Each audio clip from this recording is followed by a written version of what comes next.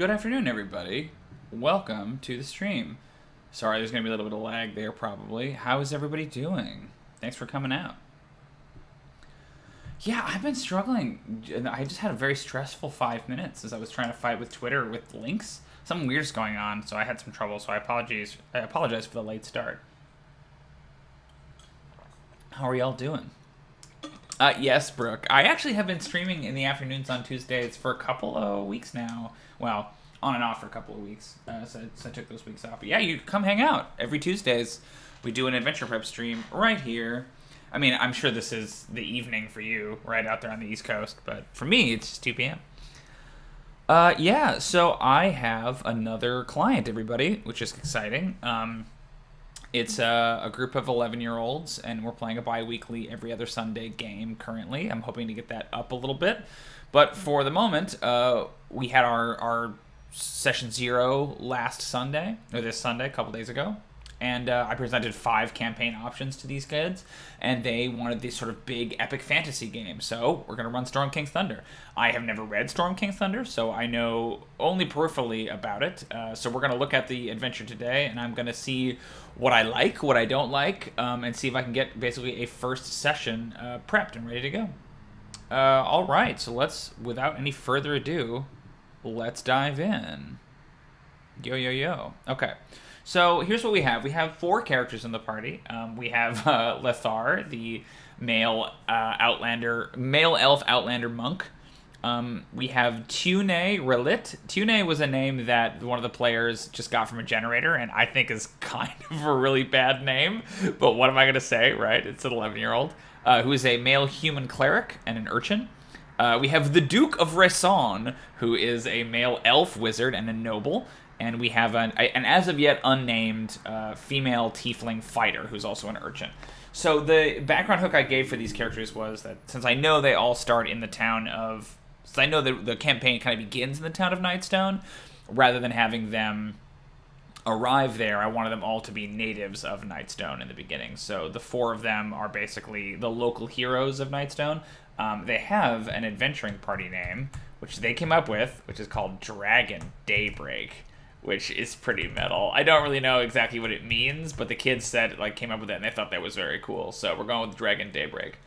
Their kind of background as an adventuring party, they have gone on at least one adventure before. Oops. Hold on. They've gone on at least one adventure before. There was a Dragonborn cult, let's see, I guess it would just technically be the Cult of the Dragon.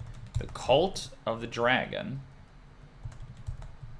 The Cult of the Dragon threatened Nightstone,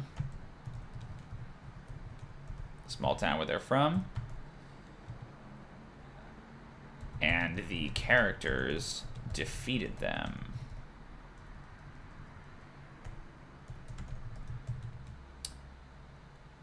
However, in the intervening time, the legend has grown and grown. Legend has grown and grown until the locals now claim that they slew a dragon.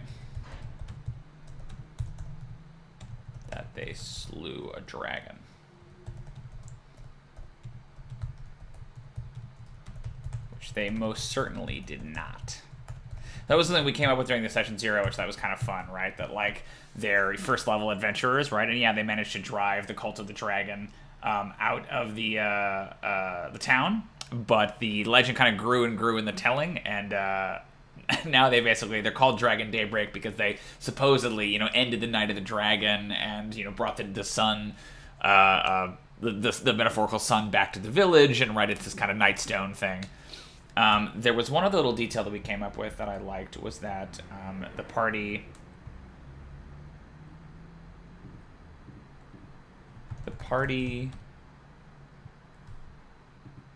Oh, come on. The party acquired 4 daggers from the Dragonborn leader of the cult, and now each member carries 1. I might do like a Tiamat connection here. That there are 5 daggers, right? And that if you assemble them all, they do something, right? Like, so I might give one of the characters like the red dagger, and one character the white dagger, and one character the blue dagger, and one character the green dagger, and the black dagger is out there somewhere, or is born by an NPC, right? That could be kind of fun. Yeah, I did present them Curse of Strahd. I described it as gothic horror and like extra spooky. But they only 3 of the kids voted for it, so it did not end up winning. Everybody voted for Epic Fantasy, so here we are with Storm King's Thunder. So I actually don't know very much about this. All I know is that there is kind of like a big, weird, complicated beginning. So we're going to see what the adventure sort of deals with. I'm just going to read some of this stuff and decide what I like and what I don't. I know David's here in the chat. David has definitely run before. And Sildari obviously is a big fan of the adventure as well. I'm not too familiar with it personally, so if I change anything, it is not a reflection on you guys or the adventure itself, just on what I feel like I can run. Okay, let's look at this. It says it takes place in the Forgotten Realms. It's first level characters or 5th level, so we'll probably start with first level. As giants feature prominently in the story, one character should be able to speak or understand the giant language. Okay, we'll see about that. We have a wizard, so it wouldn't be that crazy. Read the entire adventure before attempting to run it. We'll see about that. Okay. The Savage Frontier, known as the North. Sure, kind of setting information. Man, they love the Sword Coast. You know, they will not divorce themselves from that Sword Coast. Yep, the desert, the Icewind Dale. Roads are long, lonely, poor defended. Yep. Okay, here we go. Evil dragons, stirred into action by their Dark Queen Tiamat, threatened the settlements of the Savage Frontier for a time. Ultimately, they were defeated and forced to withdraw to their lairs, which is cool, because that really works out, right? Like, the Cult of the Dragon was, like, on the wax, while Tiamat was banished into the 9 hells. Fear of the dragon's wrath has faded quickly with the coming of a new threat, giants. Peoples of the North are no strangers to giant incursions. Frost giants have claimed the spine of the world as their domain, right? I love that word, but I can never pronounce it. And hill giants are known to scrounge for food in the untamed hills. But now, in the past couple of months, giants of every kind have emerged from their strongholds and forest to threaten civilization as never before. Not just frost giants and hill giants, but also stone giants, fire giants, and cloud giants. All the giants are in an uproar. Reports of giant attacks throughout the north have reached the coastal cities of Luskan, Neverwinter, and Waterdeep, stoking fears that the giants are waging war against humans, dwarves, elves, and other small folk. Huh, okay. Kind of vague. The Ordning, okay. Giant society, such as it is defined in large part by the Ordning, a caste system imposed upon the giants by their gods, chief among them Anam, the Allfather. Interesting. Ordning determines where the giant stands among his. Oh, yeah, this thing. Traditionally, storm giants have stood atop of the Ordning. Tall and powerful, they struggle to keep the weaker races of giants from despoiling the realms of small folk and sparking conflict. Powerful seers. Okay, cloud giants. Yeah. I don't know. Fire giants and frost giants. Forging skill. Stone giants live underground and regard the surface as a realm of dreams. That I actually really love. I love the way they do stone giants. Hill giants are dullards who live in fear of their more powerful giant cousins. The biggest rule. Okay. Dragons are the ancient enemies of the giants. Thousands of years ago, the last great empire of giants, Ostoria, fell after a long and brutal conflict with dragons. Little of Astoria remains in what is now called the Savage Frontier. The civilizations of small folk have taken over the land once ruled by the giants. Although evil giants make occasional forays into territory settled by small folk, their ambitions have long been curtailed by their lack of cohesion, sure. Okay. Recent efforts by the dragons to bring Tiamat into the world. Attempts of small folk to thwart them so upset the giant gods that Anyang, the Allfather, shattered the ordning between the giants to break his children out of their complacency, putting the 6 giant types against one another while keeping some semblance of order within each type. Huh, okay. So it's very top-down. It's like the god of the giants specifically is doing this. I'm not crazy about, like, They're all just running around. It's crazy. Like, they don't have any plans. I mean, maybe they'll get into that. The giants have sensed appeasal instantly, and now the giant types fiercely compete. But it's like the giant god shattered the societal structure. But how would they know that, right? Like, that's a very abstracted idea. Yeah, I'm not crazy about that. It's very depersonalized. That's funny. David's like, the ordning is pretty much the whole thing of the adventure. I love that I'm instantly like, I don't like this ordning business. That's hilarious. Great. That might be a problem. Well, that's okay. I mean, like, I ran Tomb of Annihilation, and I got rid of the Death Curse. So, you know, it's possible. It can be done. Okay. Small Folk can only speculate as to the cause of the giants' unrest. It remains to be seen whether the old ordning between the giant types will be restored, or whether a new hierarchy will replace the old one. Okay, here's a character. Cool. King Hecaton. Was powerful of the storm giants. Cool. From Maelstrom, his citadel deep in the trackless sea. I like that. He presided over a court that included representatives of every race of giant, from mighty storm giants to lowly hill giants. Okay. The Wormskull throne. Cool. This is all good. I'm into this stuff. For as long as Hecaton has reigned, fear of the king's wrath and respect of the ordning was enough to keep lesser giants from rising up against him. But in recent years, King Hecaton has become convinced that the age of giants was past, as evidenced by the growing distance between the giants and their gods. The Allfather didn't answer prayers, and his divine offspring, the lesser giant gods, were out of touch, constantly waging war against one another on the outer planes. Hecaton, I don't care about any of that. When the ordning shattered, the king was profoundly shaken by the realization that storm giants might lose their apex status among giants. He does the best to hold his court together. Okay. Queen Neri was particularly fond of the small folk. She visited them often in the years before the ordning was sundered, rising up out of the sea to meet them on the shores of the Sword Coast. Shores. Neri continually urged her husband to respect the civilizations of the small folk and leave them alone. And Hecaton, inherently distrustful of the small folk, wanted nothing to do with them, but he respects his wife. Okay. Neri continued to visit the small folk from time to time.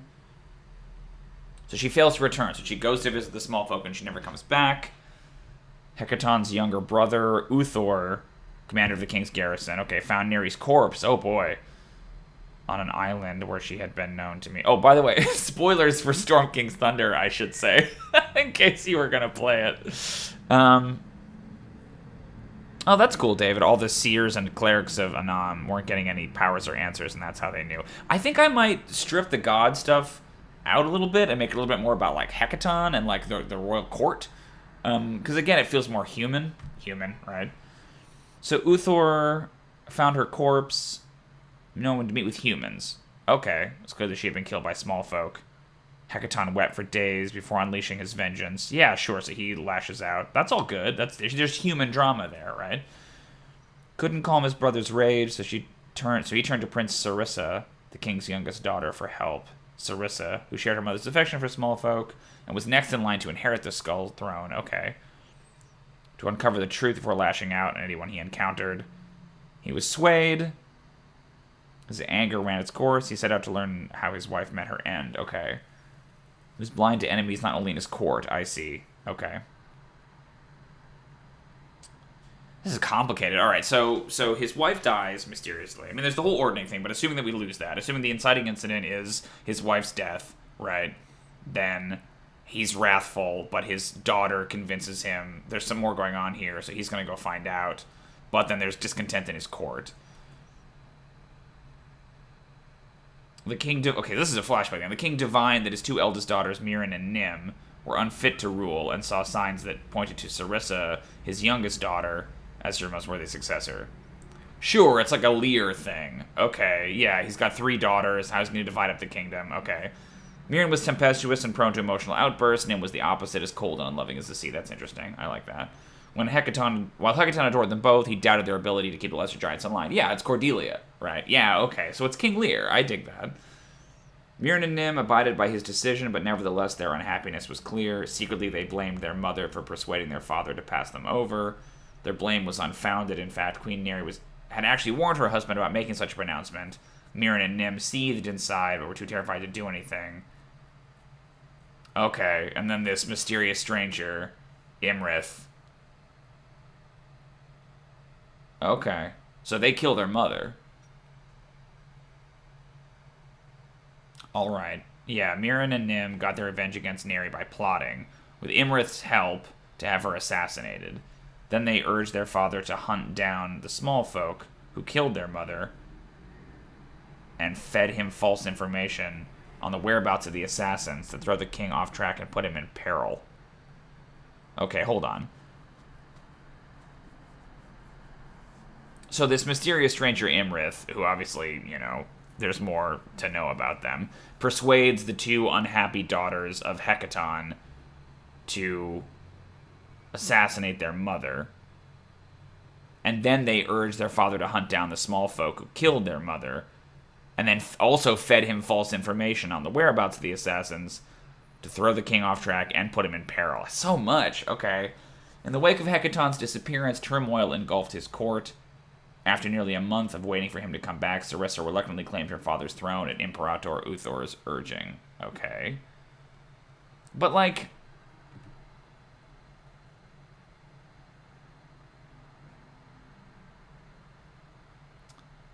yeah. Huh. Because this seems like, like 3 steps more complicated. I love this. Someone in the chat is like, Sildar's like, it is considered the hardest module to run. Like, cool, great. Maybe I should have done some research first. That's okay. I can make this happen. Alright, so let's talk about the court here. Court of King Hecaton. Because the other thing you have to remember, too, is that I'm talking about 11-year-olds. Like, 11-year-olds are not necessarily going to be here for all the court intrigue, right? Like, I like that stuff, and, like, I think we can have some of it, but I feel like we have to kind of scale it down. Okay, so King Hecaton... And I think we're going to simplify this. King Hecaton rules the giants. Right? We're not going to talk about the ordning. We're not going to talk about Anam, I don't know. Rules the giants. We're not going to talk about the Allfather. King Hecaton rules the giants. All giants pay fealty to him, no matter the type.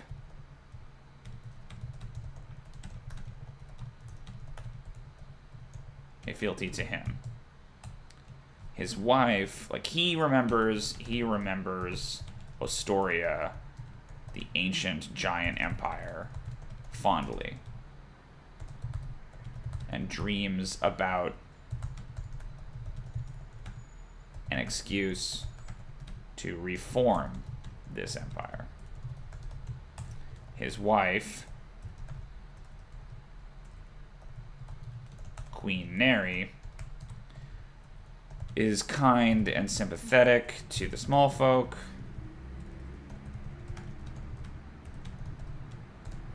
Making frequent trips to travel amongst them until she's found dead.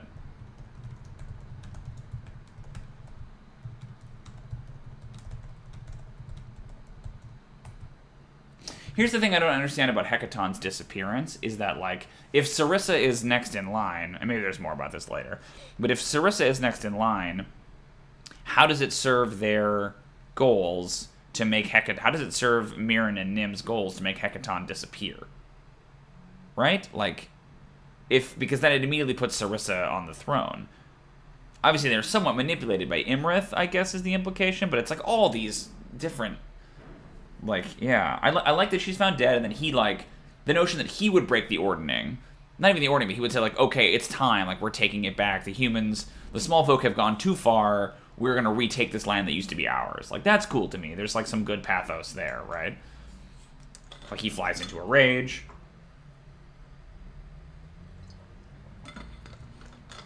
But finding Hecaton is, like, a big plot point, right? That much I remember.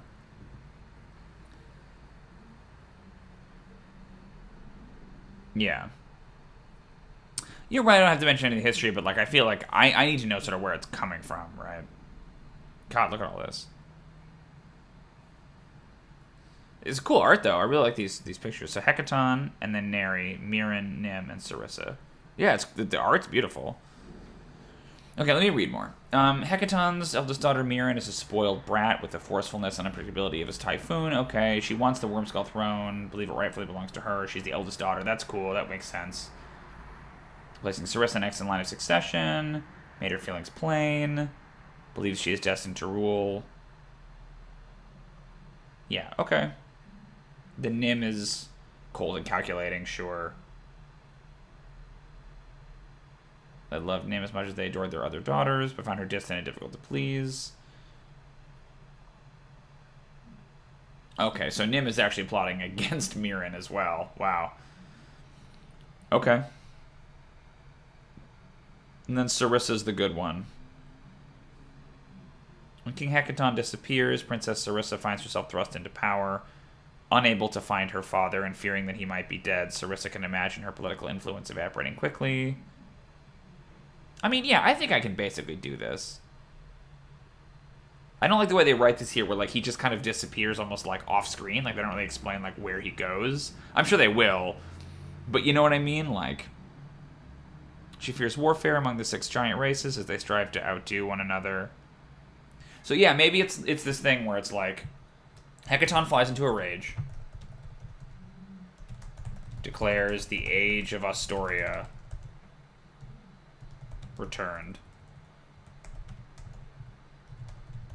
and gives specific instructions to each group of giants to begin, reconquering or doing whatever they're doing. So it's not like they do it of their own volition. It's like Hecaton, before he disappeared, was like, you do this, you do that. I watched enough Dice Camera Action to know about, like, the crazy fire giant mecha thing. So, like, you reassemble this, and you do that, and you do... Like, he sends them all out to do stuff, and then he's, like, raging on the coast or whatever when he disappears, Presumably kidnapped, or we'll find out.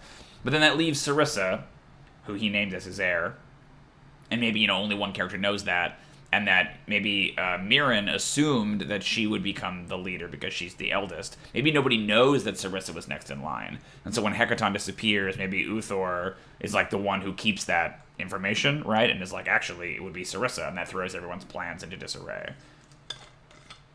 Yeah, I mean, we'll see what Imrith's deal is. Probably, maybe none of that will make any sense with Imrith in there, but...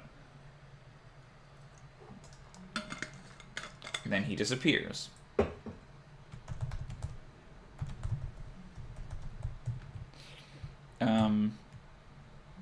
His eldest daughters,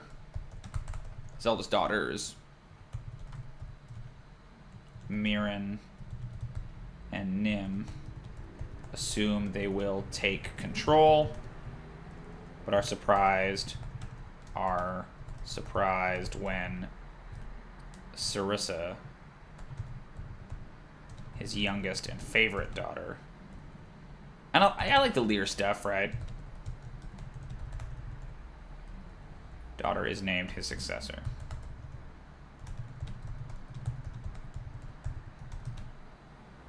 Okay. By Uthor, his brother, and the Imperator. Like, I like the idea of the Imperator as like the kingmaker, right? Whoever the army follows becomes the king. Yeah, that's cool. He goes to get a sandwich. That's where he is. Yeah. Sarissa is weaker and easier to manipulate. Imrith was a motherly figure to her after Neri was killed. That's cool. Okay.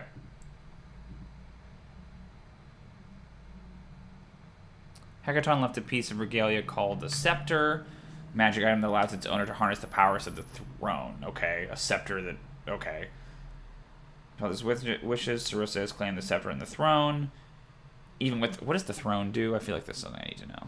I don't know if you guys can read that. Oh, okay. We're going to click on it. Hopefully you can still read it. Built by Dwarven Gods. Shanatar. Dwarven Power. It's cool. Hovers foot off the ground is pretty cool. You can fly around. Shoot lightning bolts. Okay. So it's just like a cool chair, basically.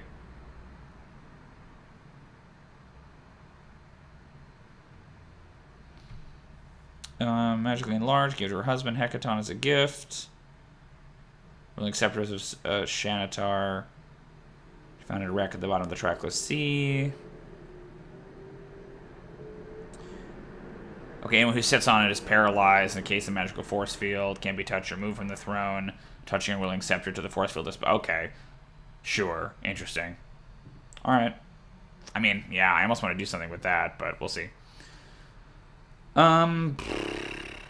Sarissa wants to reach out to the small folk and help her finding her father because she knows that despite their size, they are capable of great feats of heroism. You know, her mother, sure. Imrith and Uthor have advised Sarissa to steer clear of them. Uthor believes incorrectly that an alliance with the small folk would further anger the Allfather. No, Imrith wants the giants and the small folk to annihilate one another.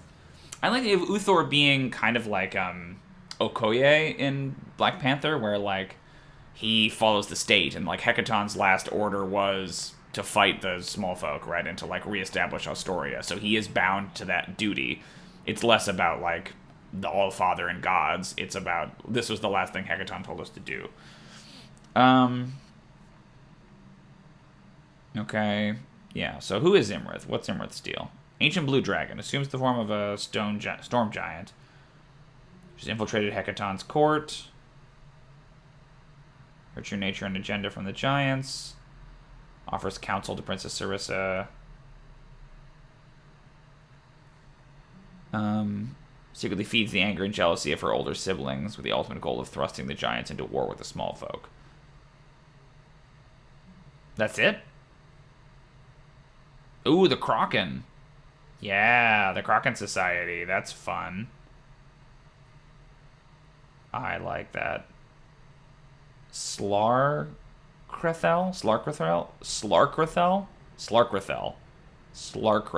Interesting. Kraken Society operatives ambushed and killed Queen Neri. Okay, so the Kraken people did it. Imrith then planted rumors in the Storm Giant court that the Queen had been assassinated by the Lord's Alliance. Okay. I mean, I'm not going to probably use Lord's Alliance, but some... Yeah, interesting. Okay, then there's the Giant Lords. So yeah, so he's specifically sent orders to these. I don't love Imrith's, like, motivation here. So she wants to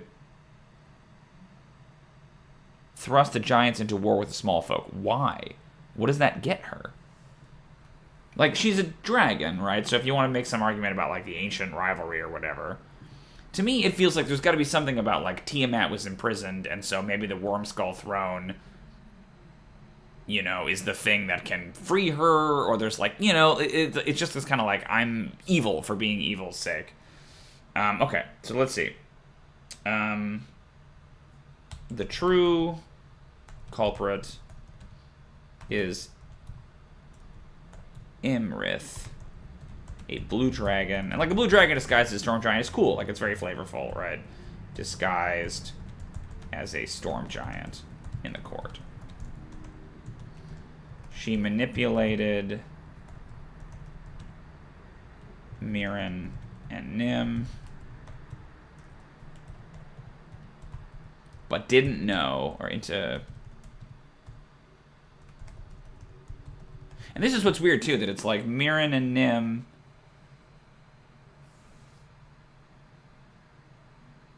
Like, they plotted to have her assassinated, but they don't need to be involved. Like,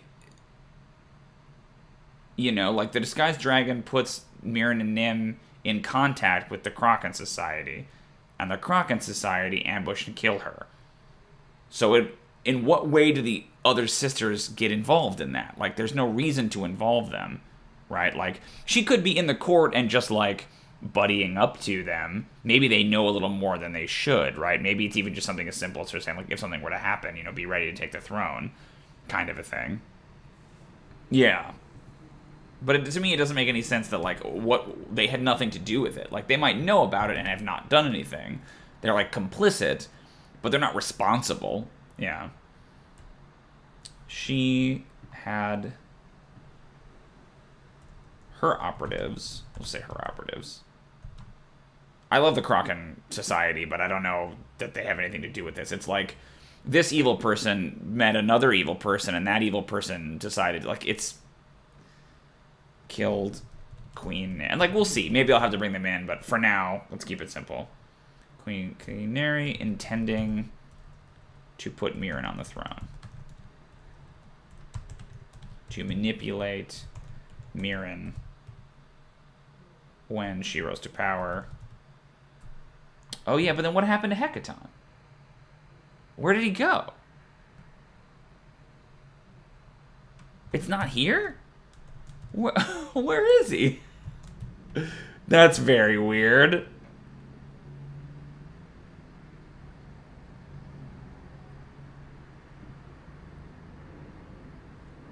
So he disappears, but we don't know where. Presumably Imrith is responsible for it. David, is Imrith responsible for his death?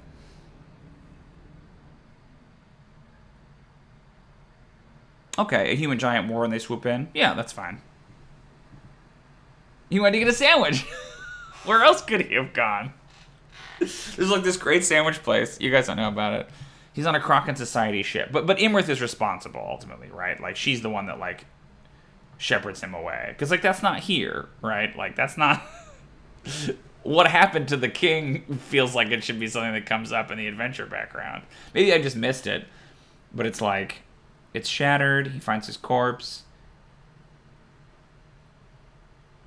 He names Sarissa. They abided by his decision. Go to them into action. Responsible for Neri's death and and then they just like say his disappearance. There's no point where like, and then Hecaton disappeared, right? Like, that's weird. I'm not crazy about that.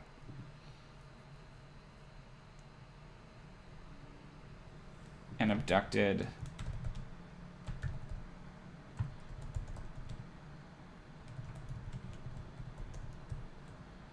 She rose to power. Okay. Because you might be able to involve a Kraken there. The idea of like the Kraken grabbing him and pulling him under is kind of cool. But wouldn't they just kill him, right? And that's a good question. Why don't they just kill Hecaton? What's the point in keeping him alive? Brooke's like, listen. Sandwiches.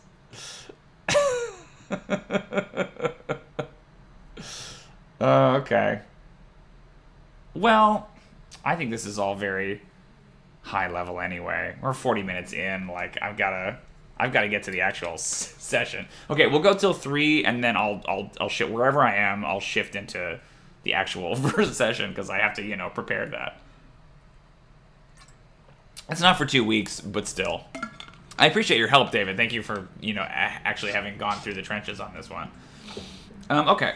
Again, I think this stuff is cool. It's just a matter of, like, making it make sense to me in my brain. Because it's one thing to, like, play it straight out of the book, but, like, for me, I have to make sure that if something changes or, the players do something unexpected, that, like, I kind of intrinsically understand the story beats. And if I don't, then I'm just going to feel unprepared and flummoxed when they do something unexpected. However, she was unaware. Sarissa had been named successor. Thus, she's now trying to worm her way into Sarissa's council, while also also poisoning Mirren against... I mean, this is too complicated, especially for these kids, but I like the idea of her, like, poisoning Mirren against Sarissa and Nim against Mirren. Right? That, like, if Mirren won't work, then I'll have Nim do it, right? That she's got, like, plans on plans on plans. Okay. That's fine. Imrith. So we have these giant lords. Convincing Hecaton is dead or otherwise out of the picture. The 5 giant lords have struck out in the world. So I think you could have some combination of, like, some of them are still loyal to his original orders. Some of them are like, hey, I could be king, right? So you have Guh, the hill giant. Yeah. All her husbands to bring her all the food. Like, yeah, she's just going to use this as an excuse. Like, cool, thanks. I'll eat a lot. Kaya Lithica, okay, is the stone giant Thane. Fleeing Hecaton's court, they fled there. They are in the hallowed halls, seeking divine inspiration. Deadstone Cleft is hidden within the Great Peak Mountains. Somebody's got their base turned way up.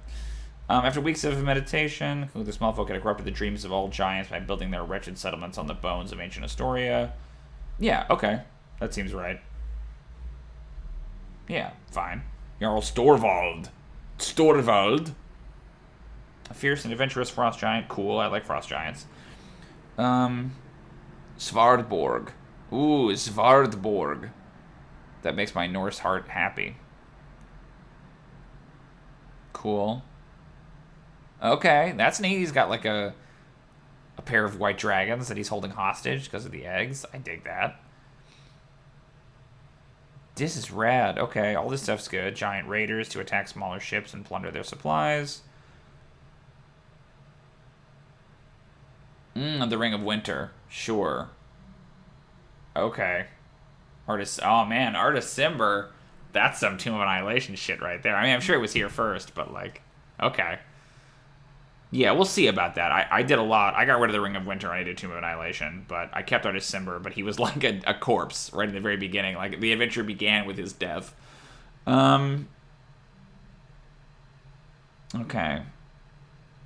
I don't care about the Zents. Yeah, that's less interesting to me. Okay, Duke Zalto. Yeah, the Vodinode. God, how do you say this? Vonindod? Vonindod, Titan of Death. Okay.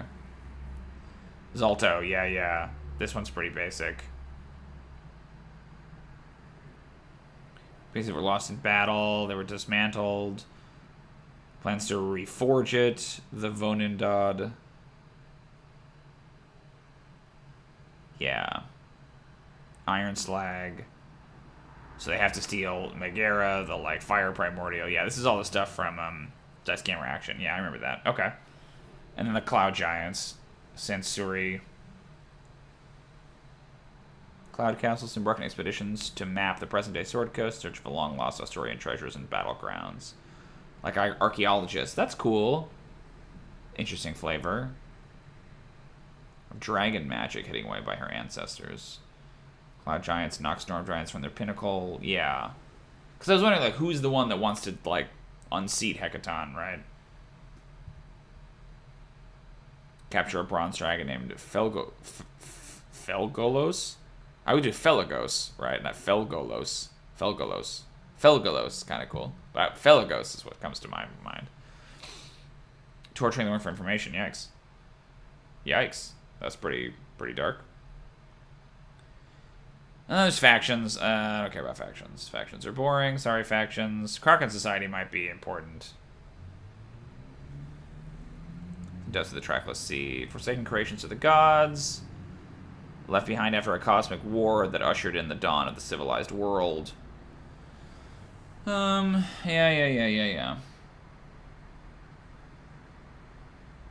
Hundreds of years ago, okay. Cast your young into the seas, pretty metal. Sacrificed offspring, resurface and return to the village as adults with, piscine deformities, sure. Innsmouth stuff. Cities of the north. Psychic abilities of the Kraken are so great it can reach out to creatures on land and down the Sword Coast. It lured exiles, outcasts, and lost souls to its organization. Okay.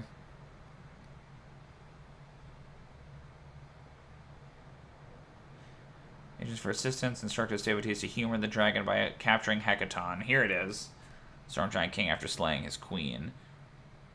Imrith wants Hecaton kept alive so that he can't be resurrected. Oh, okay. So that he can be held for ransom if her plans are thwarted. That's actually interesting. See, that's all I wanted to know. Tholtz Daggerdark. Steve Tholtz! Tholtz Daggerdark has turned his ship, the Morkoth, sure, funny, to a floating prison. King Hecaton lies bound and chained within. That's pretty cool. Yeah. I like that. Okay. So, Yeah, I like the idea of the Kraken Society. The Kraken like just doesn't seem to have anything to do with the adventure beyond the simplicity of like, you know, this dragon reached out to them, where it feels like the party already has like beef with the Cult of the Dragon. So it might be better, as much as I love the Kraken Society, it might be better to replace them with the Cult of the Dragon. Yeah. Okay. Hecaton was kidnapped by Imrith. How do you spell Imrith's agents? Can you guys still see that out of curiosity, or is that too far down? Yeah, okay, cool. By Imrith's agents. Kidapede. How did I get Kidapede? God damn it. And is held prisoner aboard.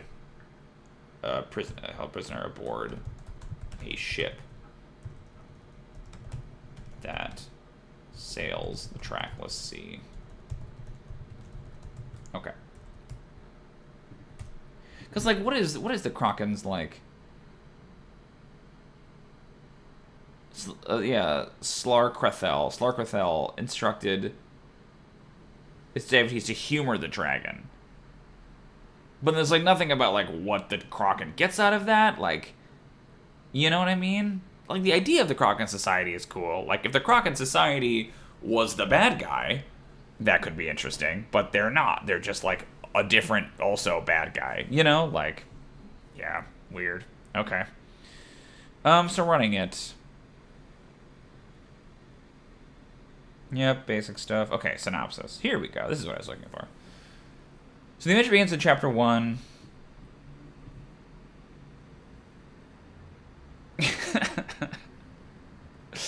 Brooke is 100% dedicated to this sandwich joke. Brooke is like a dyed-in-the-wool sandwich purist, you know? So the characters arrive in the fortified village of Nightstone shortly after a cloud giant attack. After securing the settlement, the characters locate several missing villagers in a monster-infested cave complex north of the village. The chapter concludes with the characters rescuing the villagers and gaining a quest that leads them to one of 3 locations: Bryn Shander, Golden Fields, or Tribor. Zephyros, a friendly cloud giant wizard, offers to transport them to their destination with the aid of his flying tower. En route, the characters fend off a group of evil air cultists, as well as the Lord's Alliance strike team that mistakes Zephyros for a hostile threat. Okay. What? Why? I don't care about evil air cultists. Delivering the characters to their intended destination, Zephyros bids the characters party farewell. Yeah, like a cool flying tower is neat. I'm into that. They defend Bryn Shander, Golden Fields, or Tribor against a giant attack. Quests gained at the end of the battle prompt them to explore more of the savage frontier. The characters eventually cross paths with another friendly giant. Oh yeah, Harshnag. Okay. These events are described in Chapter 3. Chapter 4, Harshnag leads the characters to a temple under the spine of the world. They consult a divine oracle. Okay. The oracle requires the characters retrieve some lost relics buried under Utgard ancestral mounds scattered throughout the north. If the adventurers complete the oracle's quest, it tells them what must be done to end the giant threat. As the characters leave the temple for the last time, Imrith appears and attacks them. Oh, wow. Harshnag holds the ancient blue dragon at bay while the characters escape with or without the aid of mysterious dragon cultists and an airship. Okay. And then 5 through 9, the lairs of the 5 giant lords threatening the north. Players choose which giant lord they wish to confront. This villain has a conch of teleportation that the characters need to reach Maelstrom, a storm giant stronghold in the depths of the trackless sea. If they earn her trust, she tasks them with finding her father. The search for Hecaton is handled in Chapter 11. Once freed from captivity, she joins forces with the party to slay the dragon Imrith. If Hecaton survives this final battle, he reclaims his throne. Otherwise, his daughter Sarissa becomes queen. In either event, the Storm Giants forge an alliance with the small folk against the enemies of giant-kind dragons. This act might be enough to restore the ordning as it was. Who cares? Yeah. Okay. It's not a ticking clock adventure, meaning the characters are under no pressure to end the giant threat quickly. The plots of the giant lords take months to unfold, giving the characters time to explore the north. Okay.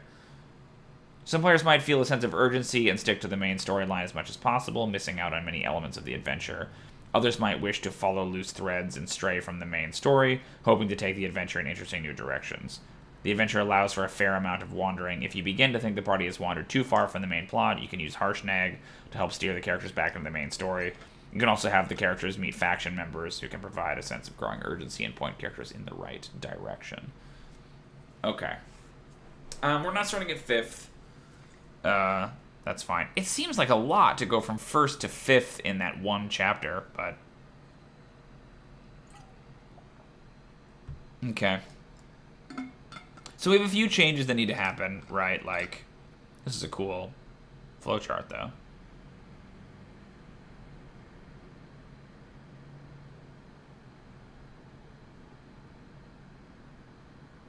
Interesting.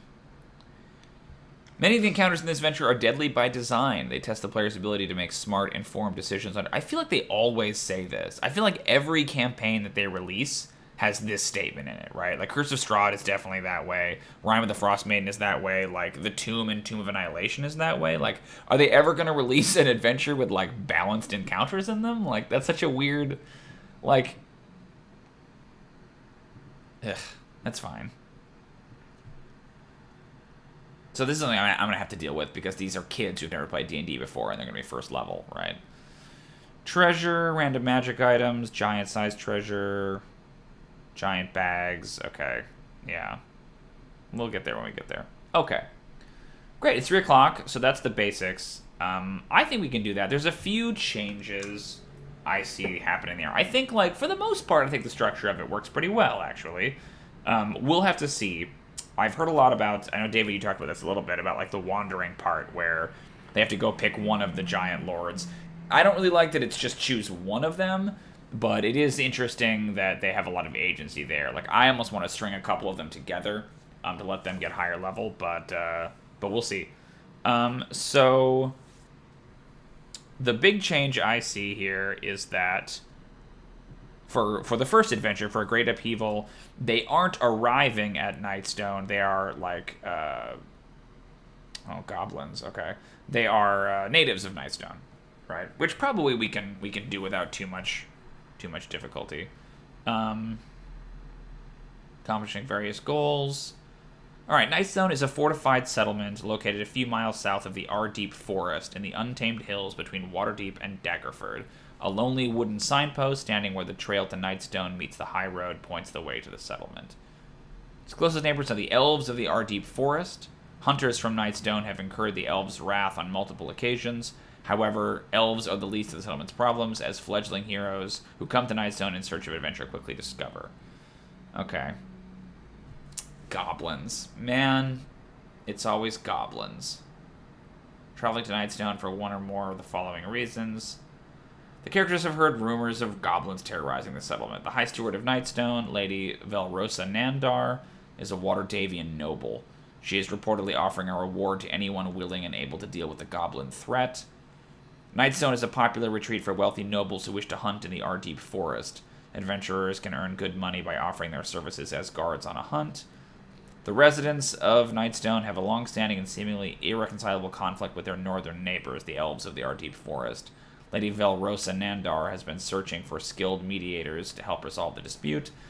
The Nightstone Inn is renowned for its food and cozy guest rooms. The dwarf innkeep Morak Urgray has a fondness for adventurers and a nose for lucrative adventuring opportunities. Oh yeah, Niska Urgray is a character in Waterdeep Dragon Heist. Look at that.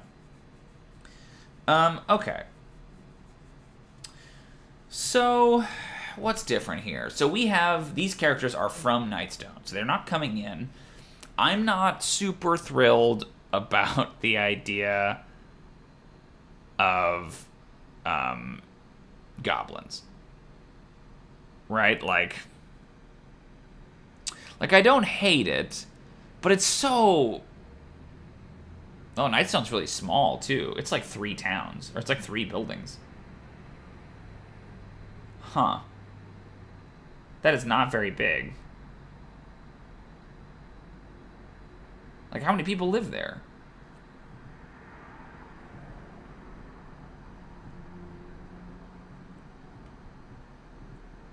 Like, it looks like... What is the population of that town? That might not work for me. So they arrive in Nightstone. The river flows around the settlement, forming a moat. That's cool. Wooden palisade. Yeah, okay. Sure, this is the thing I was thinking about. So 3 days ago, a cloud giant castle passed over Nightstone and dropped large rocks on the settlement and its keep. Unable to defend themselves against the bombardment, villagers who weren't in the attack lowered the drawbridge and fled into the nearby hills, taking refuge in some caves. Once the village was abandoned, 4 cloud giants descended from the sky, uprooted the Nightstone, and bore it back to their castle for further study, believing it to be an Asturian artifact. The cloud castle then drifted away with its prize. The villagers were surprised to find a clan of goblins and an allied pair of ogres lurking in the caves. The villagers were ambushed, captured, and brought before Hark, the goblin boss. Hark interrogated them, learned of the giant attack on Nightstone, and sent a band of goblins to plunder the abandoned village. Characters who capture and interrogate these goblins learn where the villagers are located. So, in the adventure, it looks like you're presented to, like, the adventurers come to Nightstone and they see the place is abandoned, right, and the goblins have attacked it. Whereas, if they're from Nightstone, it kind of makes more sense to put the characters in town when this happens. But then at the same time, you know, if they're first-level characters, sort of the last thing you want to do for the first encounter is be like, oh man, crazy stuff is happening. You can't do anything about it. You have no ability to affect this scene. Like, it is stronger to come across the town and see it in this state, but I want them to feel something for the town. I don't necessarily want them to just be walking along. I think it's very easy for them to say, hey, I don't actually care about that. You know, where's the nearest magic item? So what we need is a way to have this happen, right? Because that's a cool encounter. It's a cool image, right, of, like, this castle. And, like, what I don't like about this, too, is that, like, it's just a story. Like, a cloud giant castle passed over Nightstone and dropped large rocks on the settlement and its keep. Like, I guess you presumably go into the town, right, and see that everything's damaged and that there's rocks everywhere.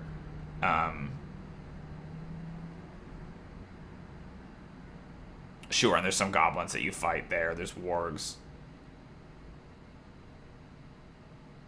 Yeah, okay. 8 cottages. Yeah, it's not very big.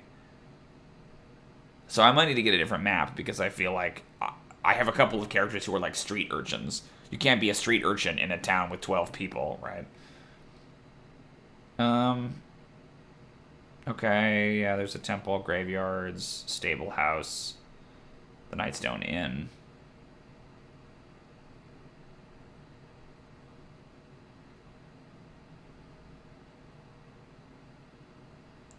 Okay, a trading company. So it's like reasonably like developed. A lot of the stuff we can probably use, but I might just need to make the town a little bigger to kind of make some of those things make sense.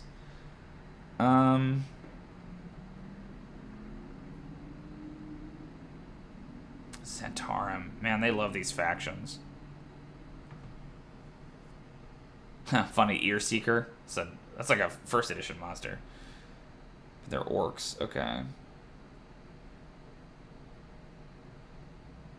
And there's the caves that they go to.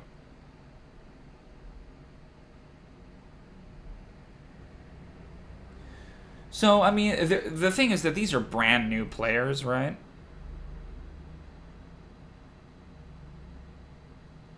No, let's see. A lot here in the chat. Almost a killer PC and almost killed the PC in Nightstone. Yeah.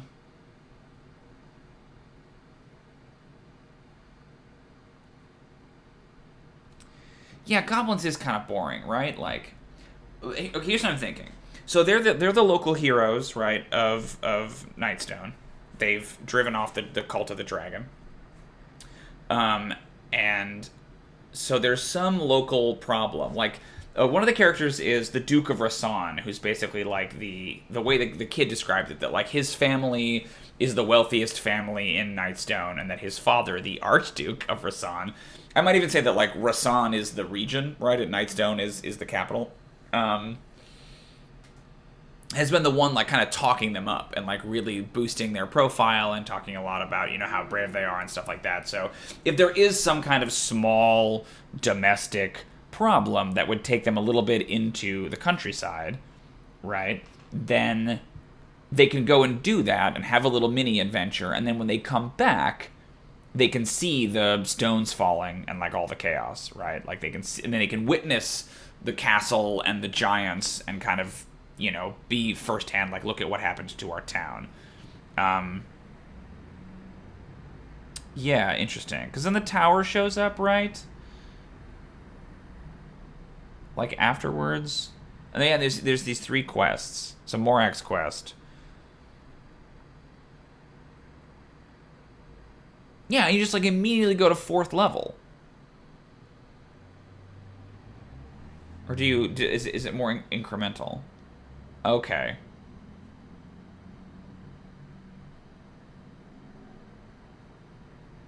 So there's Nightstone and the goblins, and then there's orcs, and then there's dripping caves, and then it's okay. So I could kind of pace it out that way. Like I could do it. You go off and you do something, right? They have some other quest. Maybe it's the dripping caves. Maybe there's a monster that lives in the dripping caves, right? Or whatever. You go do that, and then on your way back, you see this thing has happened, right, at the town. Because I like the idea of there being like a bunch of refugees, right? Like if we're scratching the goblin idea, you know, if we're getting rid of them entirely, that like if the giants attack the town and the people flee the town, then maybe they send them back to the caves or something, right? But it's just like, where do all these people go? Our village was destroyed. Because they have to go to one of these 2 spots, right? They either go to Bryn Shander, but that's so far away. I mean, it could be as far away as I want to be. Golden Fields or Tribor.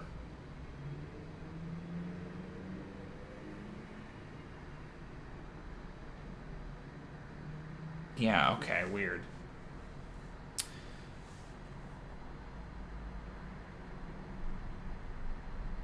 Sorry, guys, I'm just reading a little bit.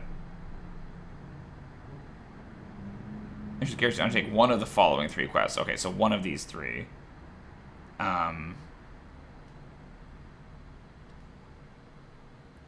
So you have to go to IC. It's like somebody in town died, and you need to go tell their family about it. Yeah, but that feels like going to Bryn Shander, you know, this like completely other place in this other realm in Icewind Dale, just to deliver a letter. You know, feels kind of thin. But if it's like, hey, all these people need a place to stay now, right? Where do we take them? Golden Fields or Tribor? And like choose which one of these 2 places do you want to go to? These are the 2 closest towns, and these are the things that are different about them. Where do you want to bring these people? Feels very heroic, right? Like, okay. So let's start thinking about this adventure.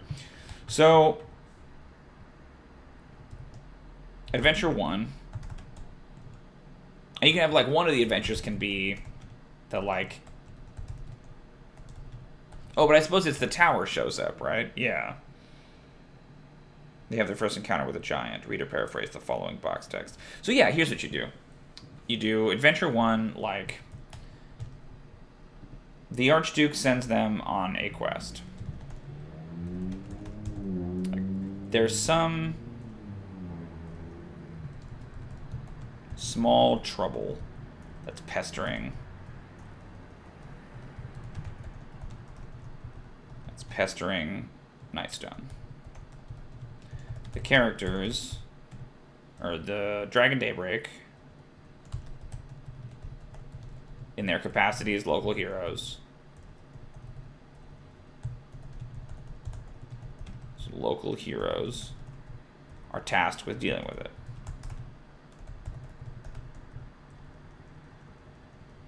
Are tasked to deal with the problem.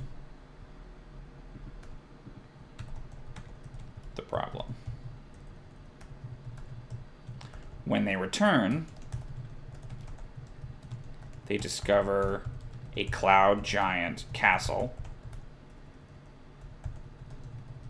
hovering over the town, dropping boulders on the buildings,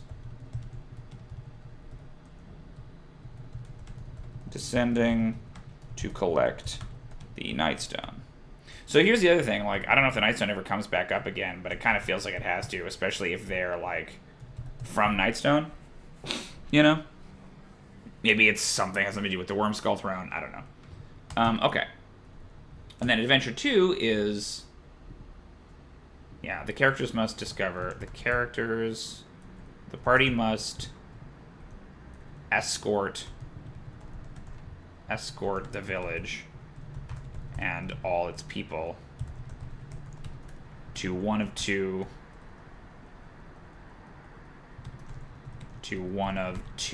nearby villages.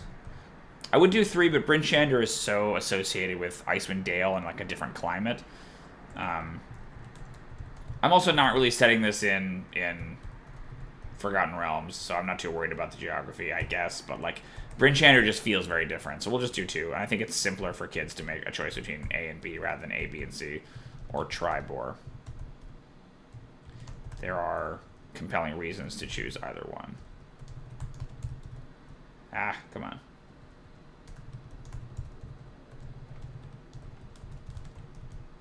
Wow, I cannot type, guys. Reasons to choose either one. Wow. Embarrassing. Do you guys still see that? Yeah, okay, cool. But then what happens is that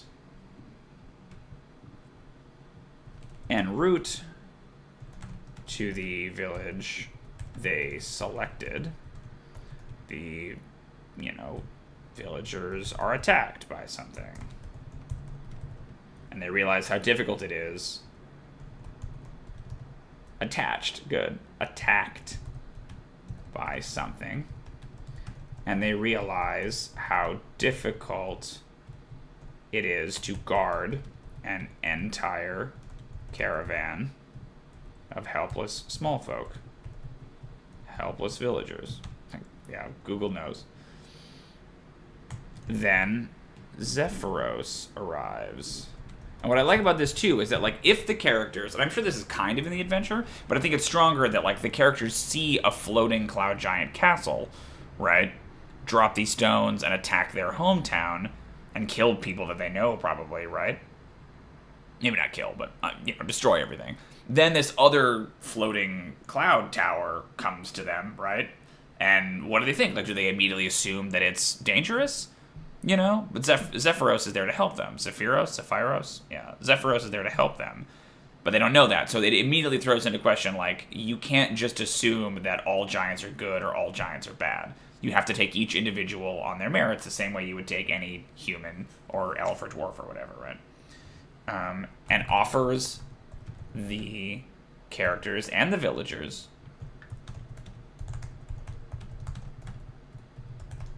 a ride.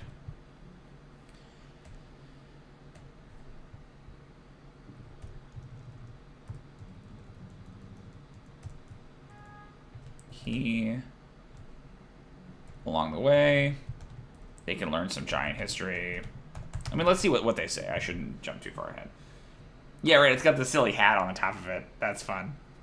An eccentric cloud giant with windswept white hair, wispy white beard, billowy purple robe with stars. He mentioned he's using contact with other plane spells to find a way to set things right. Failed castings of the spell have driven him insane on multiple occasions. Oh, right, because that's the one where if you fail it, yeah. He has recovered from his madness, yet has accentuated his eccentricity. Okay.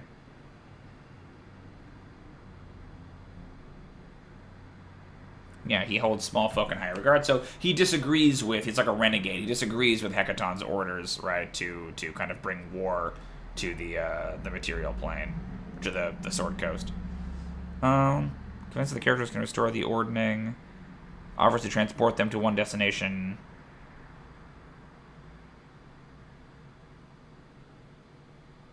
The characters introduce themselves to him, so he believes...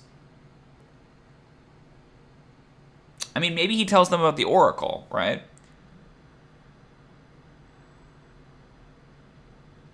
Could be.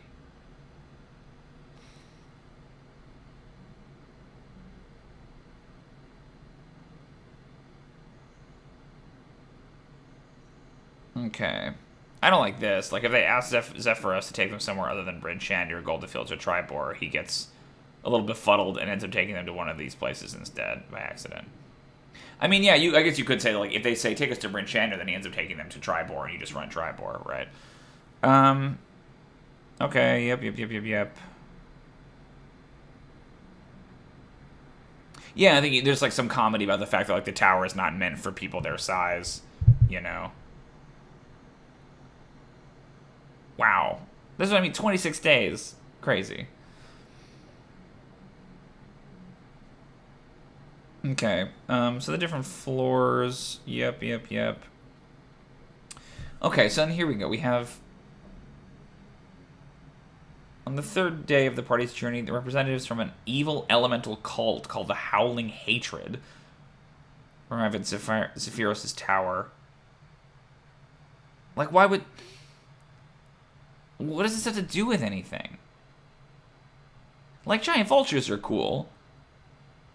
Don't get me wrong. But, like... What? I know that they had that elemental, like, adventure, right?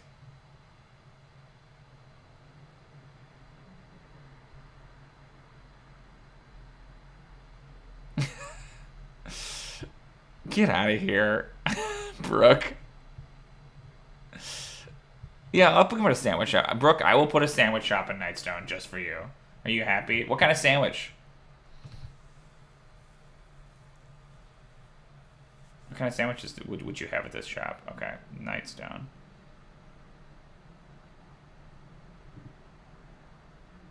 I don't even have a place for that, but I have to. You ready for this? The sandwich shop is obliterated.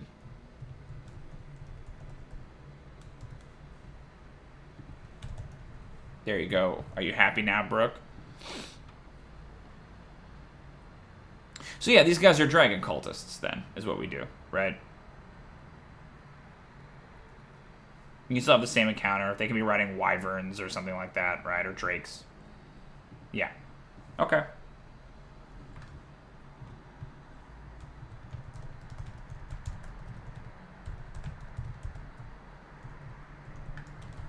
Yeah, it's obliterated. They destroy it. There's no more sandwich shop. Yeah, it crushes the whole place. Traveling to Bryn Shandy or Tribor. Lord's Alliance.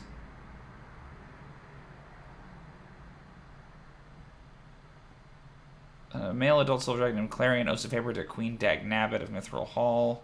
That's some R.A. Salvatore shit right there. Clutches 3 shield dwarves in each foreclaw. The dwarves have orders to disable Cloud Giant strongholds. This one actually kind of makes a little bit more sense.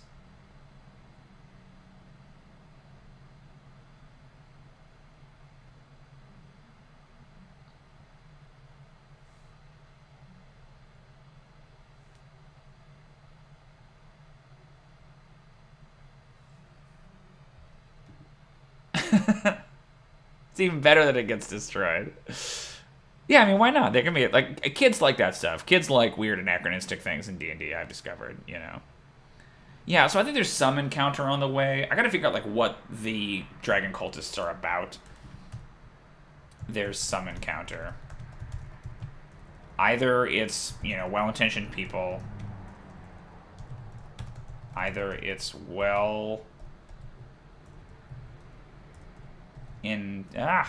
well-intentioned small folk,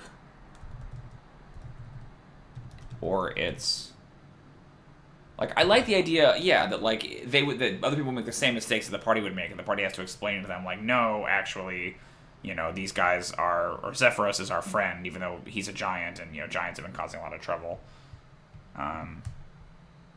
Or it's dragon cultists. Okay. I think we could also probably safely say that Imrith maybe has the other knife. Could be interesting. Okay. So then Adventure 3, then, they arrive. So here's the problem, though, is that, like, they want me to say that, like, Nightstone is a level, right? Like, and then they want me to say that this is a level.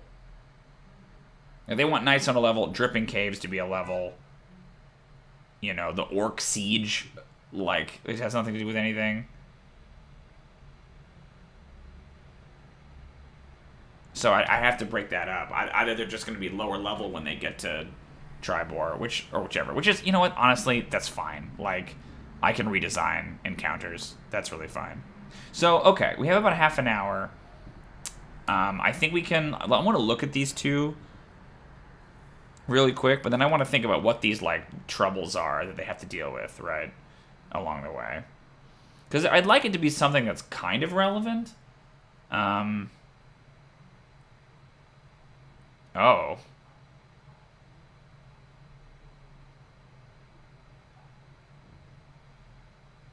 Oh, this doesn't seem like a good idea.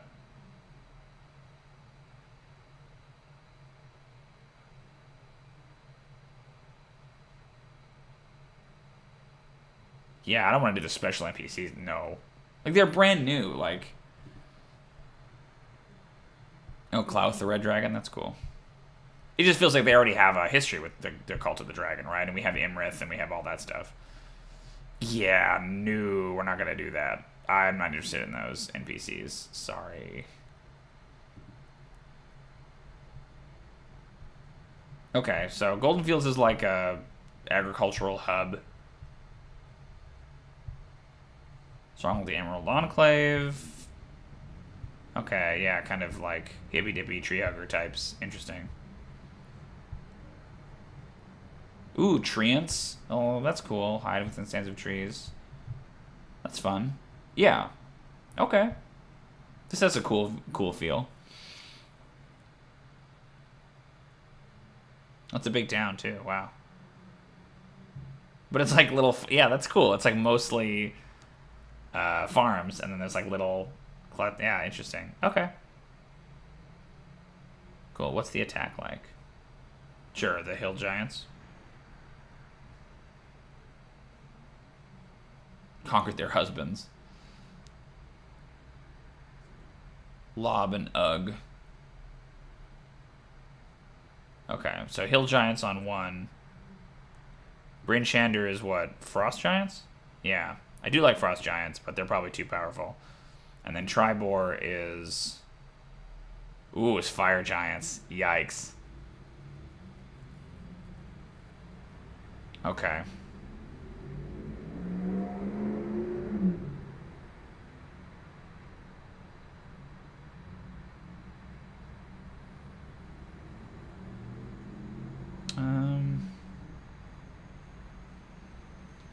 Lifferlass. I don't know who that is. Oh, it's a tree. That's cool.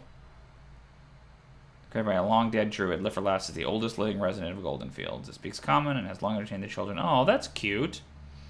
I like Lifferlass, too.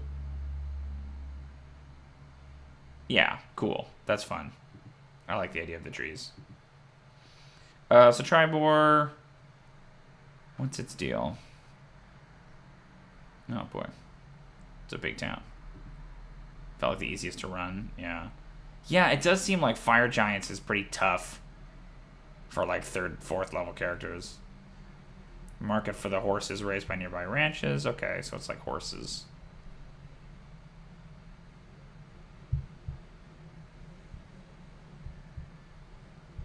Okay, sprawling ranches, neighboring farmsteads. But there's like a, trees can't talk. This tree can. So there's something with the Vodendod, right? Vonendod. I can't say that.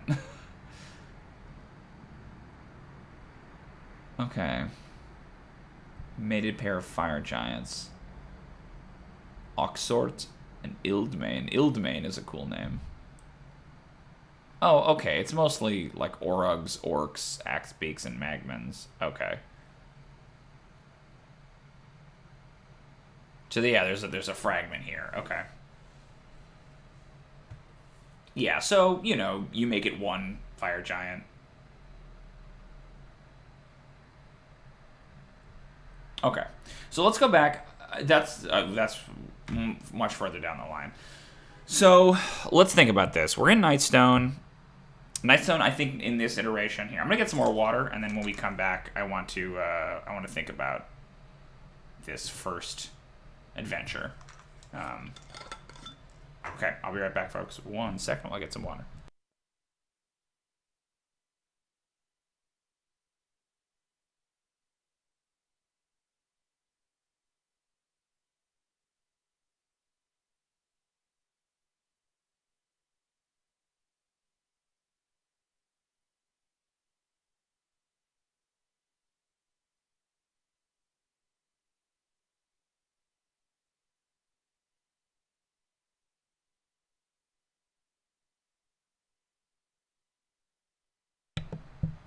Okay, so the question is, with this first adventure, what is this first trouble that kind of leads the party out into the woods? I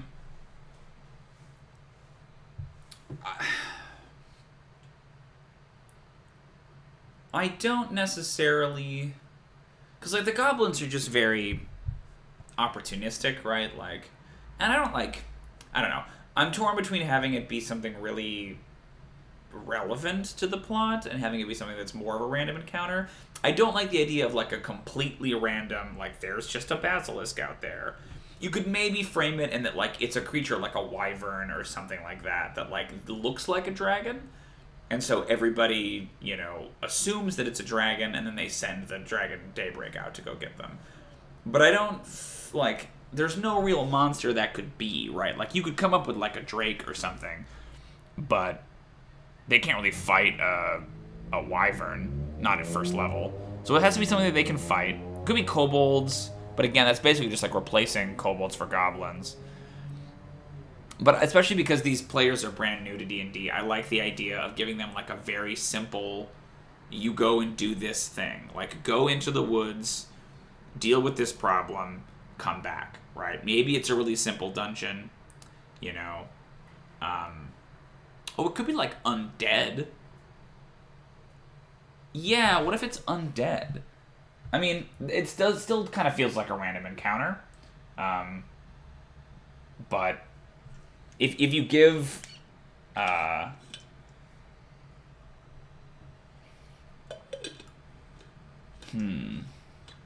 because it would be cool to find some way to like sort of justify it in the plot. Like, I almost want to have there be some kind of a 1-2 punch with the encounter that leads them, like the adventure that takes them out into the woods initially, right? They're in Nightstone, and then they get sent on this quest to go do this thing.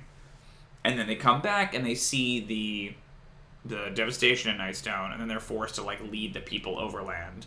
And whatever the thing that they did in the woods kind of comes back to bite them, right? That like if let's say that they, went and I don't know. Like, let's say it's goblins, just for the sake of argument. It won't be, because I find them to be a little bland. But, like, let's say it's goblins. So they go off. The goblins have been stealing livestock or whatever. So they go off to deal with the goblins, right? And they either fight or defeat or convince the goblins to stop attacking. And then they go back to Nightstone. They see the devastation. And then they have to guide people back through, like, the goblin-infested, territory. That's much worse now because they have roused the goblins. Like, I like the idea that whatever they do in this first adventure, the consequences of that come back to get them when they leave with the refugees. So it shows them the idea that, like, the world responds to your actions. Like, when you do something, the world will kind of naturalistically adapt to that. Your actions have consequences. But I have to figure out what that is. That isn't something as simple as, like, evil humanoids, because I'm done with those. I'm not doing that. Especially with younger players, I really don't like the idea of, like, these people are just bad, right? Like, yeah, you could have villainous groups, but the idea of the first exposure they have to D&D is go into someone's house and kill them and take their stuff. No thanks. So, like, what can we do that's an interesting... Because, like, again, you could easily have it be undead or a basilisk or, like, a monster. But I like the idea that either it has something to do with the plot or it's something we can bring back again. So, like, undead is interesting to me because they're kind of unambiguously bad. you know, and they're also still kind of scary, and it's the kind of thing that like townsfolk would be worried about. So you could have like an old mausoleum or something on a hill or a crypt or whatever it is. You could do like a Beast of Gévaudan thing where there's a monster out there that's attacking people. Um, you know, like it's eating sheep or doing whatever. It's kind of goblin-y, I guess, in that way. I'm just trying to think of like what's an interesting encounter for them to bump into. Goblins and bugbears and like some goblin huckers. You could do the orc camp in the forest nearby or a known raiding party. Yeah, the orcs are there, but again, I feel like the orcs are a similar thing, right? Like, it's just like, look at these evil humans. Go fight orcs. Not evil humans, these evil humanoids, right? Like, so it's not, I mean, it's not the end of the world. I would just want to make them, like, the ear seekers are so obviously, like, barbaric and evil. You could do the elves, right? Because, or it could be these Zents, right? It could be bandits. Okay, Zulkin, Alisander. Dirty work for the snail. The snail! Your current mission is to help kill the Dark Hope. Kill a Dark Hope. Get out of here with some of these names.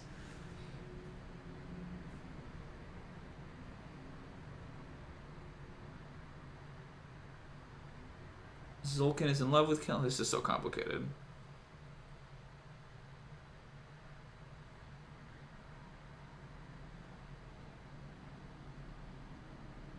But it's like, you know, what does that have to do with anything? I'm not sure that there's an easy answer here. Okay, we're going to do what I like to do when I get stuck. We're going to open up the monster manual and we're going to leaf through it. So, one sec. So, bandits, orcs, undead. I like undead the most right now, but they're kind of the least political in the sense of, like, you know, if they stir them up, you know, is that bad?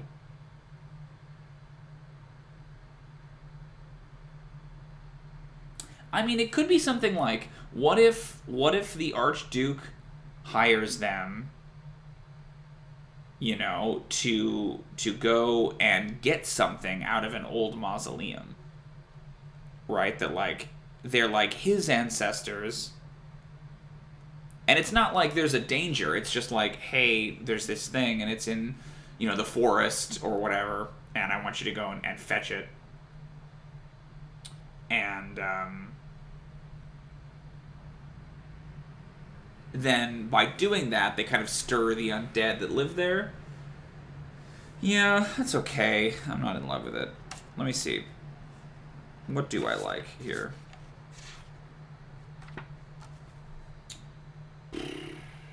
Basilisks, bullets. What's the CR on a bullet?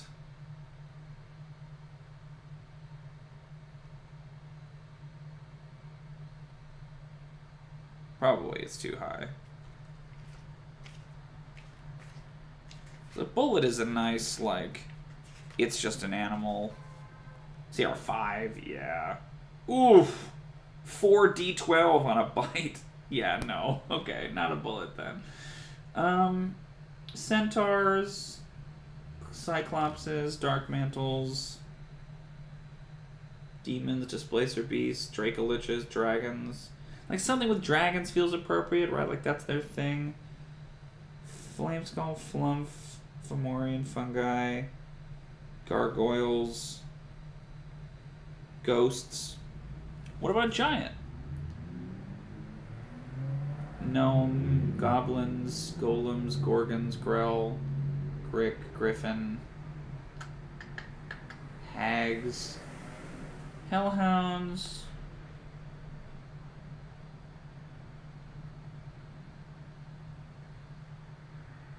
a werewolf or something, potentially. Yeah, it just feels like not all this is so random, you know?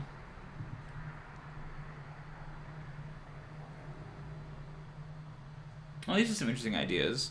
A mixed race group of bandits. Yeah, I mean, you could do bandits. I just feel like bandits are, you know, what's the tie in there? How do you... Like, I'm trying to think beyond, like, they're just taking stuff. It feels very, you know, one-dimensional. Like, bandits and goblins are basically the same in that situation, right? It's like they're bad people doing bad stuff on the fringes. Like, it's not even that, like, I'm opposed to them fighting goblins. It's that I'm opposed to them fighting goblins because they're goblins, which is basically what is presented here, right? That, like, yeah, they sneak into the town and take stuff, but, like, it's got to be this initial adventure. I like they have, like, a little dungeon, you know, like, just, like, kind of a taste of this is what you can expect from D&D. You know, some role-playing in town, and they go and do a little bit of wilderness exploration, they fight some dudes, they go into a dungeon, they get a thing, and they come back, and they're like, hey, we're adventurers. And then they see the world is much bigger than that. It's not as simple as just go into the woods, into the cave. So, like, I'm not opposed to bandits, right? But it would be nice if the bandits could be something we could come back to, and it would be nice if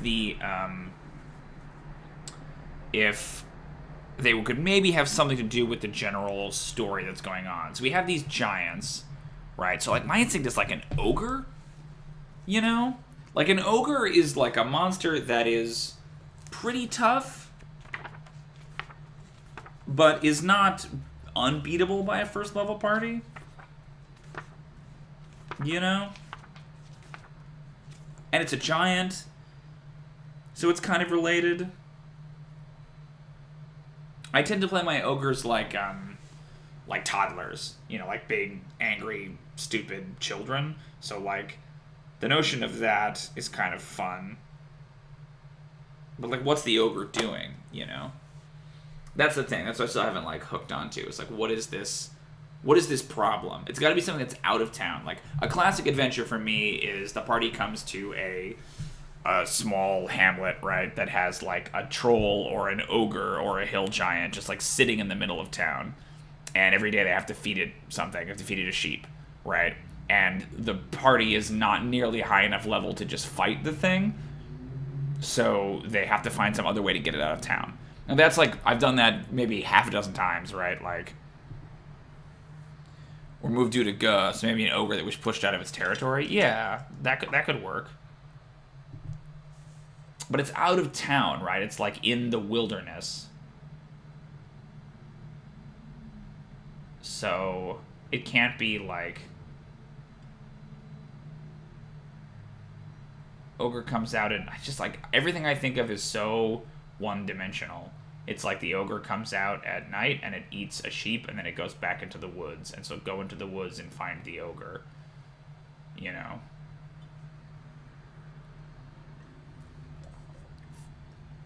And it's just like this extremely... And, you know, you could maybe put a twist on it, like, bandits have convinced the ogre to do this, or the ogre is working for goblins, or whatever. Like, the notion of them being pushed out by one of the other giants is interesting. But a little indirect. Sorry, guys, I'm very picky about this kind of thing. I want to figure this out, because then I feel like we can call it there. Then I can, like, go off and make the adventure. I like an ogre because I think it's the right power level, and I think it's a giant. But ogres have no agency, right? Like, ogres just kind of, like, stumble around and eat stuff. Like, there's no narrative to an ogre, necessarily. I mean, I guess it could just be as simple as, like,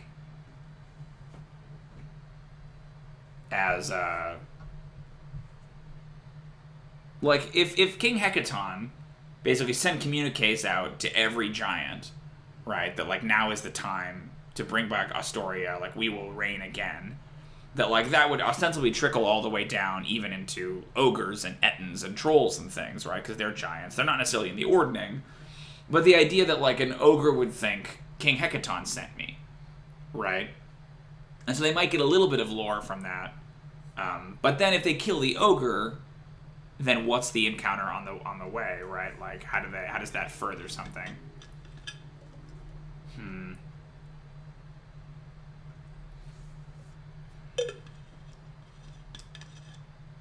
it's like, you know, one ogre on its own isn't powerful enough to like go stomping in. But the idea that they would go and they would struggle against this one ogre. I mean, maybe it's 3 ogres, right? Maybe you do like a Hobbit thing, where it's like a few too many for them to actually fight. And so they have to be a little bit tricky about how they go about it. I mean, they don't know that yet, though, right? That's the thing. They don't know that they can't fight these ogres. I could try to communicate that to them, but they're 11, and this is their first D&D adventure.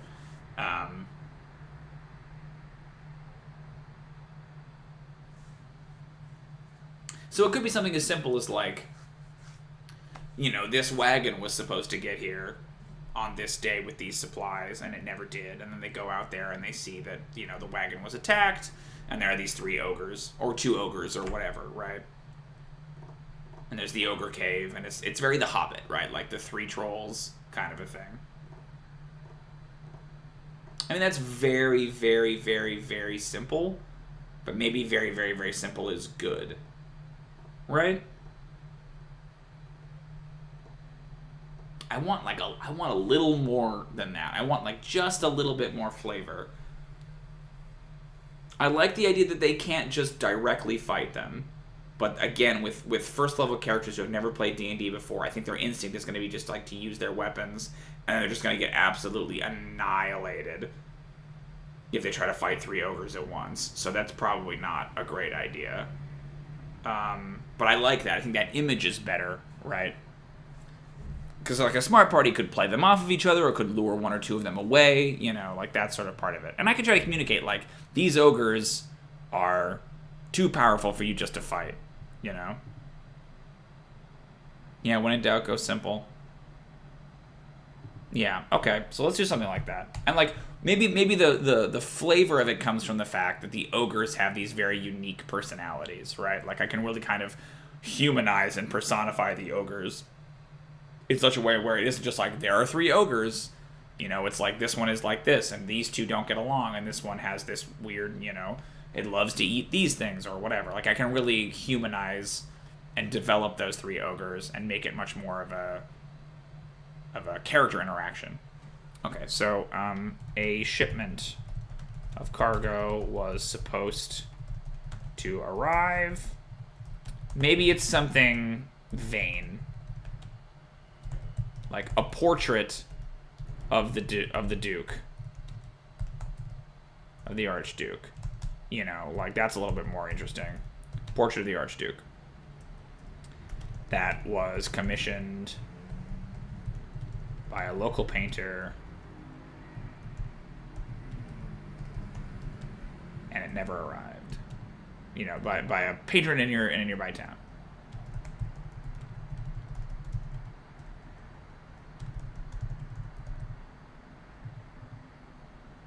When the characters follow the road and discover the ransacked caravan,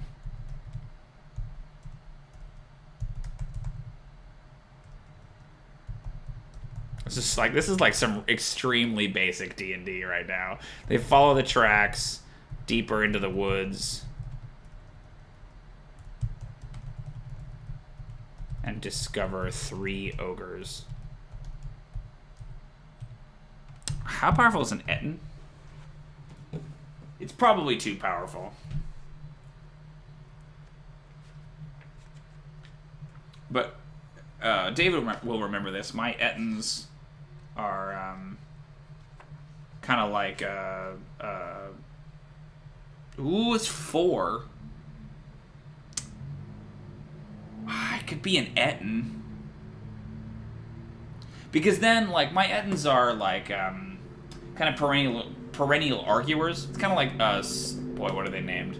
Is it Stadler and Waldorf? Like, the idea is that, like, they never agree about anything, and like, they're not actually that violent. They're much more like philosophical, and so they have a tendency to like debate theological arguments or whatever, right? But they're 2 heads, and they're always fighting with each other. So if it's an Etten instead of a group of ogres, then, like, the point is that it's talking about the art, right? That it's not about, is this, you know, I'm an ogre, I can do whatever I want. Like, you could do that.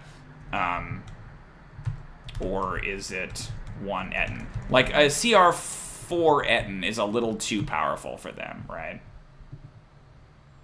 Yeah, gotta get their feet wet. You're right. Arguing about the painting, potentially mentioning King Hecaton's decree. Ooh, what if it's like a horn? What if...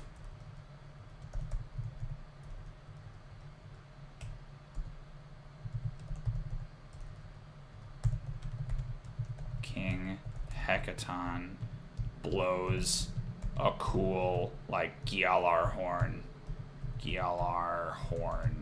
thing that alerts the giants that it's time to rise.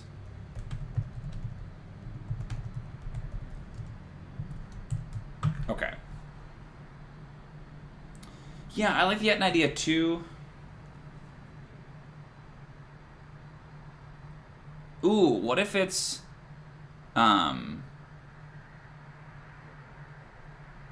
what if it's not... Ooh. Yeah, okay. It's not the portrait, it's the painter. Because I was thinking about this, and I was like, the portrait doesn't make any sense, because... like, the guy would have to be there. So the painter is kidnapped. The painter never arrives. Go fetch the painter. Right, and he's coming with his donkey or whatever. The painter is abducted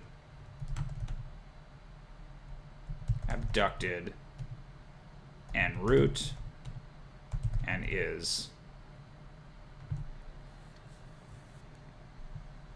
forced to paint a portrait of the Etten.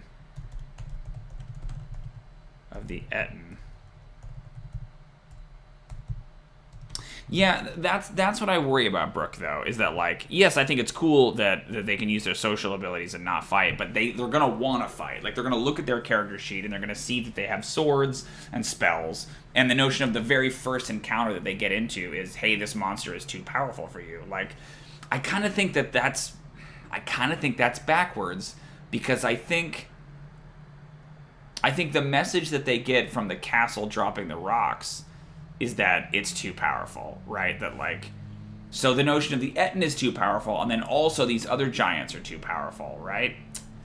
I think that's kind of wrong. I think it has to be something that they can beat in combat, so that way when they come back, you know?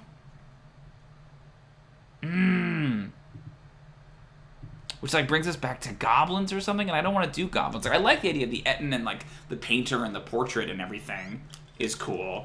But the point has got to be that, like, first of all, they're going to attack. I just feel confident that they will. They talked about how, like, they want combat in the game, and, like, if they see this monster, they don't know they're not strong enough yet. Like, it's something you can eventually do. Yeah, for sure. And, like, it's a great idea for an encounter. I don't even think we should get rid of it, but, like...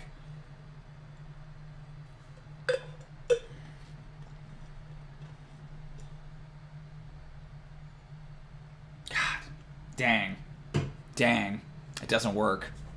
I like it, but it's also not something we can, like, set up, right? That, like, or we can pay off. So if we use the Etten here, they might be able to, like, oh, I can make it manageable. I can lower the power of the Etten. For sure I could. But, like, you know...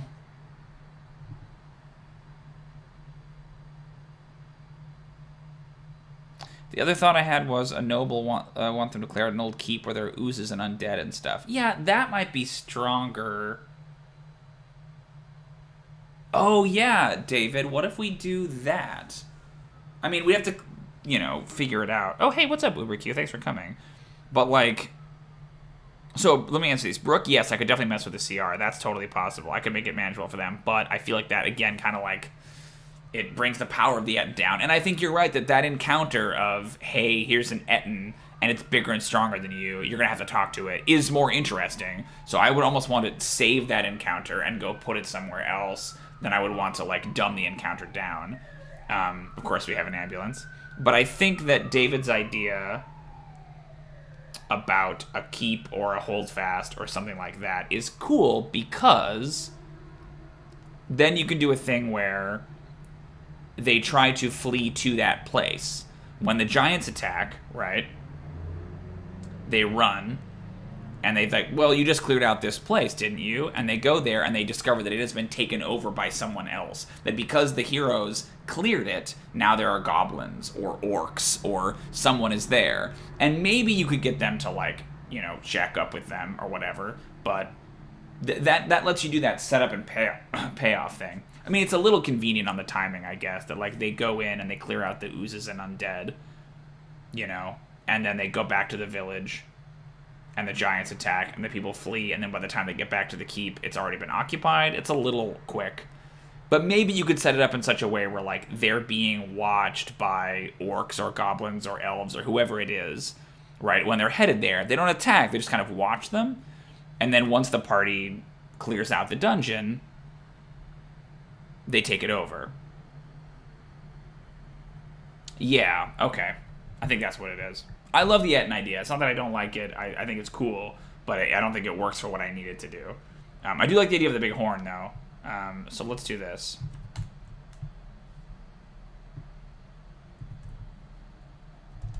Instead, the characters are tasked with clearing out an old keep. An old nearby keep. Like, again, super classic Dungeons and Dragons. An old Arby kept. God, I can't type. I still did do it. Narby kept. Nearby keep. As they go there, they encounter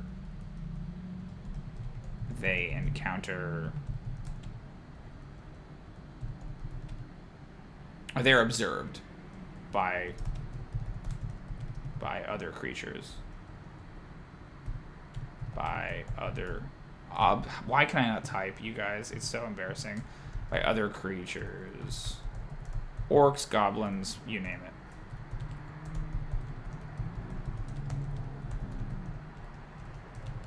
Once they've cleared out the keep,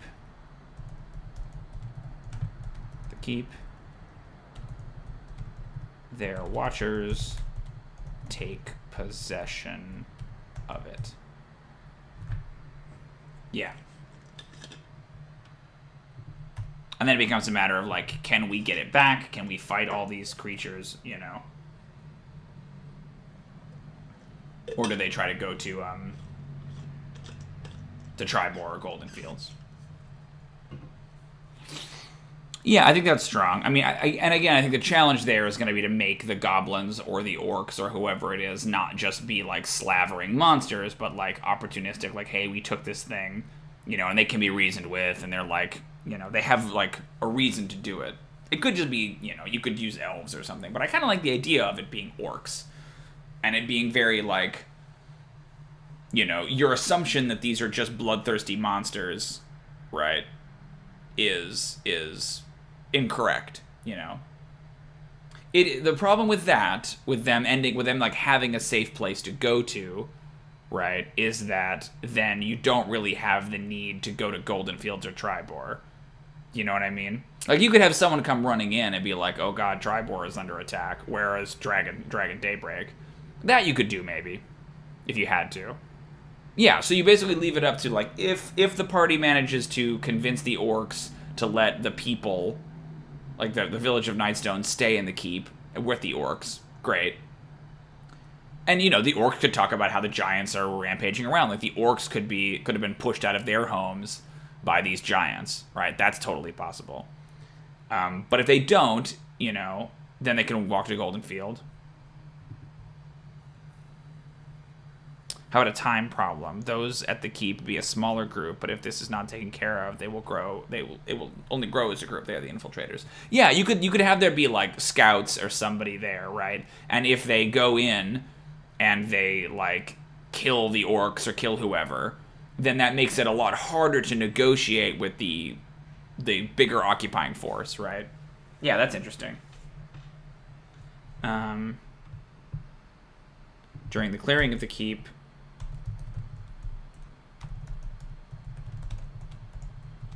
they face a small force of orcs.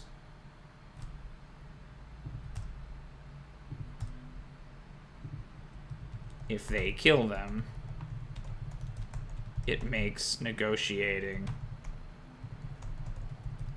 with the orcs that much harder later, right? Like, so then what you do is you say that, like, they have to escort the village to the keep. They go to the keep, and the orcs either let them in or don't, depending on how the player is going to play the situation. If they let the villagers in, then you have a runner come to the keep and say, you know, Golden Fields or Tribor. Maybe 2 runners arrive roughly at the same time and say that both villages are under attack. Who will you go and aid? You know, that's cool. And maybe if they've made friends with the orcs, they could bring orcs with them, right? They could, like, bring the orc warband. Cool, you know, come help us. That could be fun. Yeah, I like that. That's neat. Cool. We figured it out, guys. We did it. Yeah. And again, I not that I don't like the Etna encounter, but this feels very, like, traditional Dungeons and Dragons, right? Like, it's a keep, and there's orcs, and it's like you go out, you know, into the hills to do it. Like, yeah, I love that.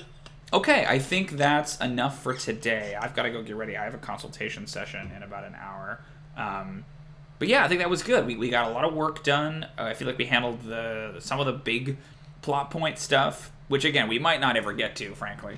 But then I also think we spent a lot of time with Nightstone and these initial beats and kind of how it works. Very different, very changed, but this is very consistent with kind of how I run published adventures. Like, I don't let them stand as they are. Yeah, cool. Great, so I will be back next Tuesday. I'm not sure what we'll work on. I was going to maybe do some Sharn work, but Brooke, if you're going to be here next week, then I definitely don't want to do that. But we'll figure it out. I'll see where I'm at next week and decide what needs to be done. But thanks so much for coming, everybody. If you're watching this on VOD, please subscribe to the channel. You can click on the button down there to get a notification whenever we go live or post a new video. If you like me and you like the content that I make, you can find me on Twitter. I am at XPWebSeries. And I am also a professional dungeon master. You can either support me through Patreon, and becoming a $1 patron right now is a big get, because you get all of these homebrew monsters that I've been making every single weekday. So we've got, I think, 7 monsters out now, with more coming every day. It's crazy. Oh, you won't be here? Awesome, Brooke, so maybe I'll do that. Not that I would always love to have you, Brooke, but maybe I could do some Sharn next week. If you join our Patreon, you can get access to those monsters, or you can hire me as a professional dungeon master if you visit my website, which is pro-dm.net. And you can hire me to run games for you, just like I'm running games for these kids. And I will do all kinds of cool customization for your campaign. Awesome. Thanks for coming, everybody, and I will talk to you guys all next week. Thanks so much. Have a good one.